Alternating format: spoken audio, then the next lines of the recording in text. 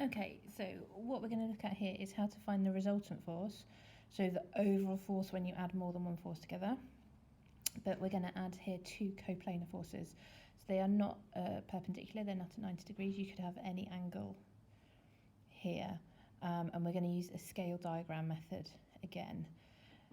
Now, most of the exam questions that we see using this method, you have the two starting forces, the two coplanar forces, drawn like this, and then we have to add to the scale diagram to find the resultant force. So that's what we're going to do here. So we've got our two coplanar forces. We have got 6 newtons to the right and 5.7 newtons in this direction here, and we could measure that angle if we were being asked to state it, but we need to find the resultant. So we're going to use the parallelogram method, and what we're going to do is we're going to turn these two sides into a parallelogram. So we need to draw another force the same length, so another vector triangle the same length here but up here, and another line that's parallel and the same length as this one over here, so we end up with a parallelogram.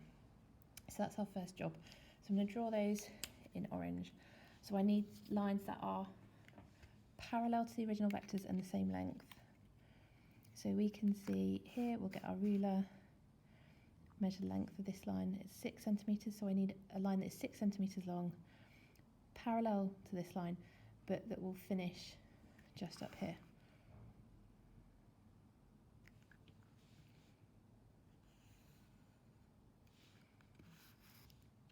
So there's one side of the parallelogram, and then this line is 5.7 centimetres long, and I need to draw that, so that's going to be parallel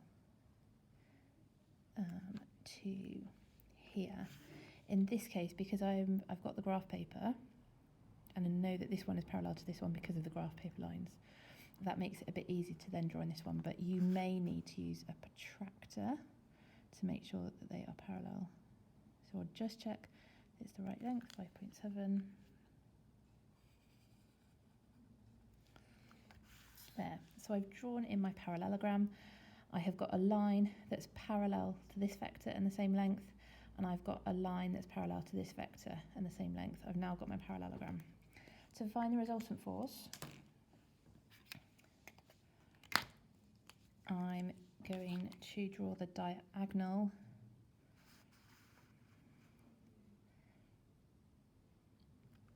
across that parallelogram.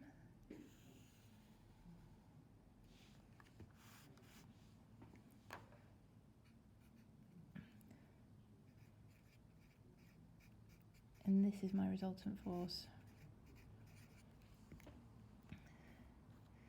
Now I need to state the magnitude and the direction of this resultant force. So I'm now going to measure the length of this vector. I've got 10.7.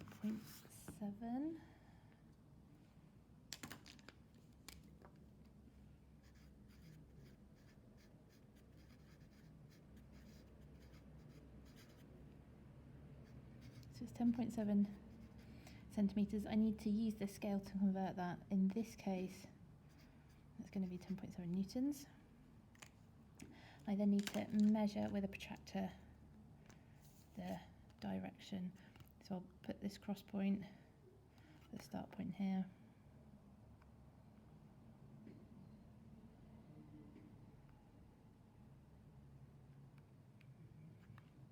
Line this line up along the bottom with 0, and then measure the angle round.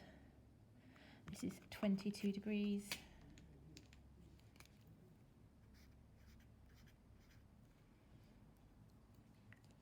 So I have got a resultant force of 10.7 newtons, 22 degrees above horizontal, and we're always going to make sure that we've included the direction of the vector as well as the magnitude.